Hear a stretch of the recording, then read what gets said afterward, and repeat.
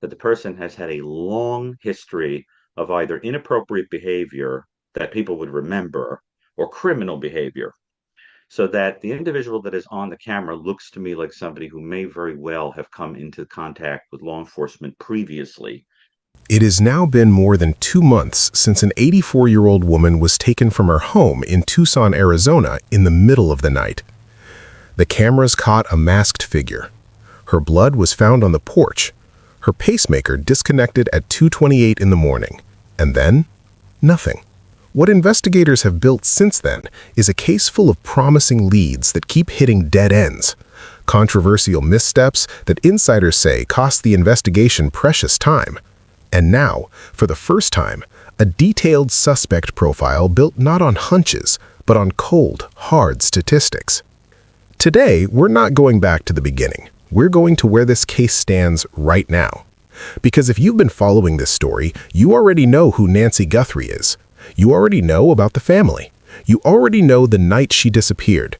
What you want to know is this: who did this, and why don't investigators have a name?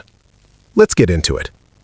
After more than 70 days, with the FBI involved, with tens of thousands of tips pouring in, with $1 million reward on the table, with drone footage, DNA testing, and some of the most sophisticated forensic tools in law enforcement at their disposal, there is still officially no named suspect. But here's what has been pulling out of this investigation through his on-the-ground reporting. In early April, Enton sat down with an anonymous source, someone with direct inside knowledge of the Pima County Sheriff's Department's investigation. This wasn't a commentator, this wasn't someone on the periphery. This was someone embedded in the law enforcement community in Tucson, speaking under the condition of anonymity to protect their career. And what they said was blunt. No direct suspect, those were the words. No name on the cable. But the source didn't stop there. They offered two possible explanations for why there still isn't one. Either the person who took Nancy Guthrie was, in their words, extremely lucky, or they were extremely cunning. And if it's the latter, if this person planned this with sophistication, covered their tracks methodically, and has managed to disappear just as completely as Nancy herself, then, the source warned, we may be looking at a case that doesn't get resolved the way we're hoping. That's the reality. That's where law enforcement sits right now. One of the most significant recent developments, one that hasn't gotten nearly enough attention, came from a forensic researcher named Dr. Gary Brucato. Dr. Brucato did something that law enforcement has notably refused to do publicly. He built a suspect profile. He laid out what the data says about who is most likely responsible for Nancy Guthrie's disappearance. The suspect is almost certainly someone Nancy Guthrie knew, or at minimum had some level of contact with. What does knew her in some way mean? It doesn't necessarily mean close personal friends. It could mean a service worker who visited the home, a neighbor she recognized but didn't know well, someone from her church, a contractor, a medical professional, a repairman, someone who was in her orbit, who knew her schedule, who knew she lived alone, who knew enough about her home to tamper with a doorbell camera and navigate the property in the dark. Dr. Brucato's statistical framework puts financial motive at the center of this kind of targeted crime, but, and this is crucial, financial motive doesn't mean this was a random opportunistic kidnapping. It suggests someone who knew that Nancy Guthrie was connected to wealth and fame, someone who saw an opportunity tied specifically to her. The connection to Savannah Guthrie, one of the most recognizable faces in American morning television, is almost certainly not incidental. Then Dr. Brucato delivered the part of his analysis that is hardest to hear, but which he presented not with sensationalism, but with the quiet weight of statistical certainty. He said that based on the patterns in comparable missing persons cases, elderly victims, abductions, extended time missing without proof of life, it is, statistically speaking, highly improbable that Nancy Guthrie is still alive. And more than that, he said he does not believe investigators will find her remains intact. That the person has had a long history of either inappropriate behavior that people would remember or criminal behavior. So that the individual that is on the camera looks to me like somebody who may very well have come into contact with law enforcement previously. In his reasoning, In the modern era of forensic science, those who commit violent crimes and understand the risk of DNA and physical evidence increasingly take steps to eliminate biological trace material, dismemberment, burning, disposal in remote terrain. He was not speculating wildly, he was citing the patterns his research has documented across hundreds of similar cases. On day 69 of the investigation, Dr. Ann Burgess raised something that hasn't gotten enough attention in mainstream coverage, that the possibility that this crime was about retribution, not just money, retribution. She asked the central question that investigators themselves should be asking: who benefits from this? Who has something to gain not just financially, but emotionally, socially, or in terms of power and leverage from taking Nancy Guthrie? The Bitcoin angle is real, Burgess acknowledged, but she was careful to note that money might not be the primary driver. It could be layered. It could be staged to throw investigators off a more personal trail. Someone who knows about Bitcoin, who understands cryptocurrency well enough to demand it in ransom communications, is not some desperate opportunist. That's someone with at least a basic level of technological sophistication. And that technological literacy combined with a personal grievance is a profile combination that investigators should be running hard. Burgess also pushed back on something Sheriff Chris Nanos had suggested publicly, that the kidnapper might strike again. She disagreed. If this is a personal crime, if revenge or retribution is the core motive, then this crime has a specific target. It has a specific meaning to the person who committed it. They didn't take Nancy Guthrie to establish a pattern. They took her because of something that connected them to her or to her family. She was also pointed in her criticism of the investigation itself. The DNA evidence, the mixed samples, the stalled progress. Burgess told Enton, they're in a hard place right now. And she questioned why the FBI's Behavioral Analysis Unit hasn't publicly released a suspect profile. In cases like this, high-profile, evidence-rich, and publicly visible, the Bureau has a history of releasing detailed suspect profiles to generate tips. Here, they haven't done that. And that silence, Burgess suggested, is itself a choice worth scrutinizing. In her final words, she said, "I do think it will be solved at some point. Now, how soon, I don't know. These can go on a long time." According to a source with intimate knowledge of the Pima County Sheriff's investigation, the source's words were striking. They said that the first responders on the scene were not tenured homicide investigators. They lacked experience in homicide investigation. And the supervisor installed over the homicide unit, the person responsible for coordinating this investigation from the earliest, most critical hours, had reportedly never previously investigated a homicide. Think about what that means. The first hours of a crime scene investigation are irreplaceable. Evidence collected in those early moments, or failed to be collected, shapes everything that comes after. The decisions made in the first 24 to 48 hours of a kidnapping or violent crime can determine whether a case is solved or becomes a cold case. And according to the source, those decisions were compromised by inexperience. Now let's get into the forensic evidence. When the FBI and Pima County Sheriff's Department processed the crime scene at Nancy Guthrie's home, they found DNA that did not belong to Nancy or any known contacts. That's significant. Unknown DNA inside the home of an abduction victim is potentially the single most important forensic thread in this entire case. But here's the problem. The sample is what investigators call mixed. That means the DNA collected contains genetic material from more than one person, and mixed DNA profiles are notoriously difficult to work with. DNA expert C.C. Moore explained the challenge to Brian Enton in detail. The science of deconvoluting a mixed DNA profile, separating the individual genetic contributors from a blended sample, is still developing. Even with the most advanced whole genome sequencing, pulling a clean, usable profile from a mixed sample is not guaranteed. Companies, especially tech companies, have a plan for the next year or so. They say, oh, we're going to do that third quarter next year. I suspect that that has been moved up to right now. And it's very possible that they are testing out different algorithms at the moment to see if they can deconvolute that complex mixture.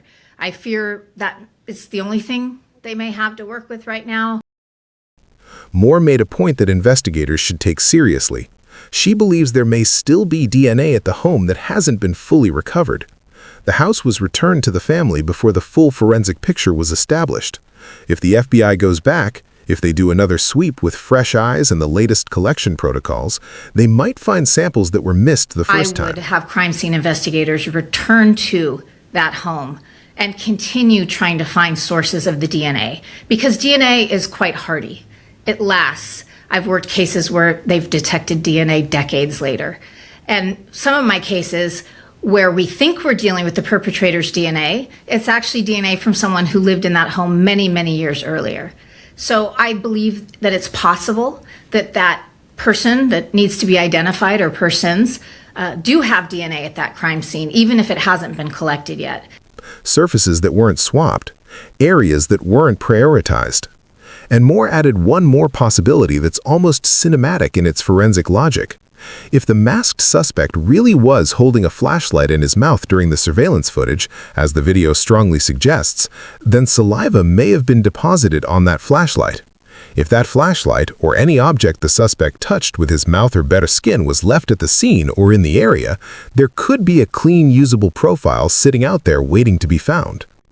Here's a question that has gone largely unasked in mainstream coverage of this case. Why hasn't a suspect profile been released?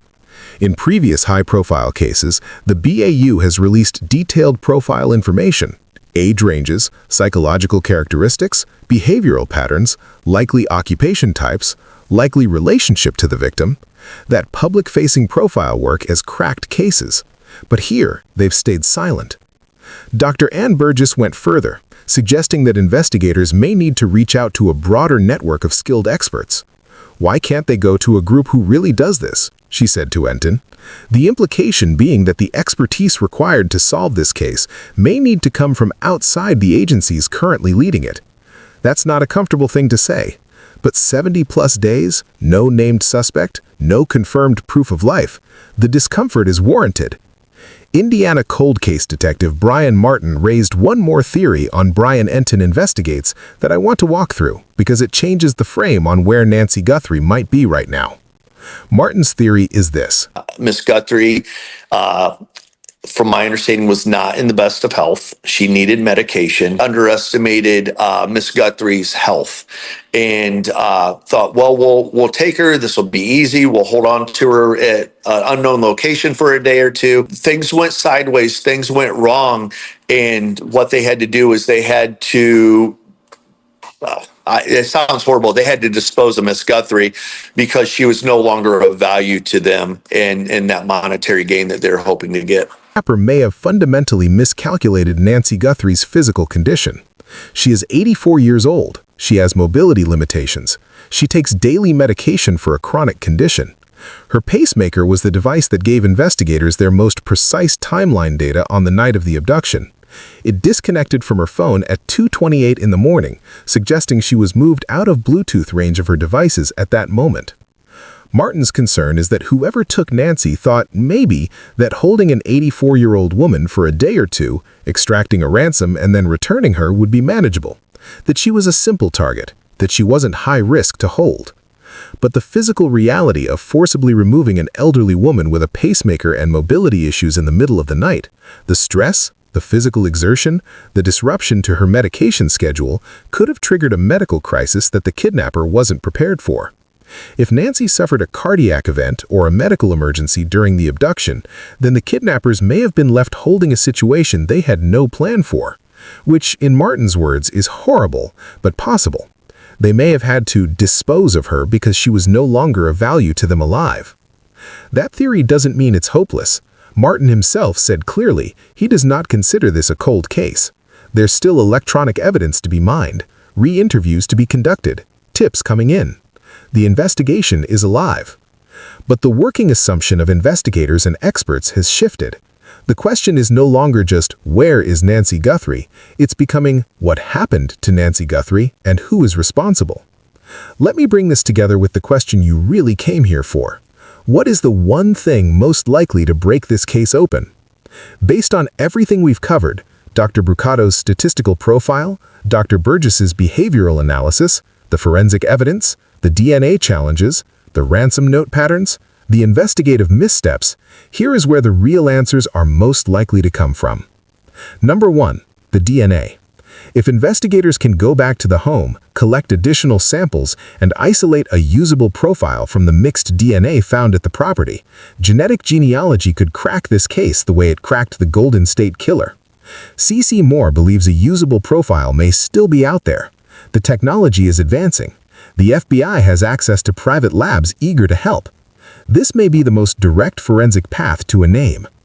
Number 2. The Walmart records. Somebody bought that backpack. Somebody bought those gloves. Somebody bought that holster. These are purchasable items, potentially purchased on a card, potentially captured on in-store security cameras. If investigators haven't already cross-referenced Walmart transaction records with the broader list of individuals they're looking at, that's the thread to pull. Number 3. Someone who knows something. Dr. Brucato's profile says this person likely knew Nancy, or at minimum had contact with her world. That means someone else, somewhere, knows who this person is. They might not know what they know. They might not realize that the person they're thinking of right now, the one they maybe said something odd or acted differently in late January or early February, they might not realize that person is the one who did this. Number 4. The Bitcoin. If authorities engage with the most recent ransom communications forensically, following the blockchain trail wherever it goes, they may not find the kidnapper, but they might find something. A name, a location, a connection. In an investigation this starved for leads, that's worth pursuing. This case sits at a painful, uncertain place right now. The investigation has been marred by early missteps, complicated by difficult forensic evidence, and haunted by a suspect who experts believe was careful, deliberate, and, crucially, connected to Nancy Guthrie's life in some way. The statistics say she knew this person. The behavioral analysis says it was personal and financial. The forensic evidence says the suspect was physically capable, locally knowledgeable, and premeditated. And the ransom notes, for all their chaos and possible manipulation, suggest someone who still wants attention, who still wants to be heard, who hasn't fully disappeared. That's a profile. That's a real data-driven picture of a suspect. It's not a name, but it's a direction. This case will be solved. The only question is when. Nancy Guthrie deserves answers. Her family deserves answers. And the person who did this deserves to be found. We'll keep watching. We'll keep reporting. Hit the subscribe button, like, and share so you'll be updated as this case unfolds.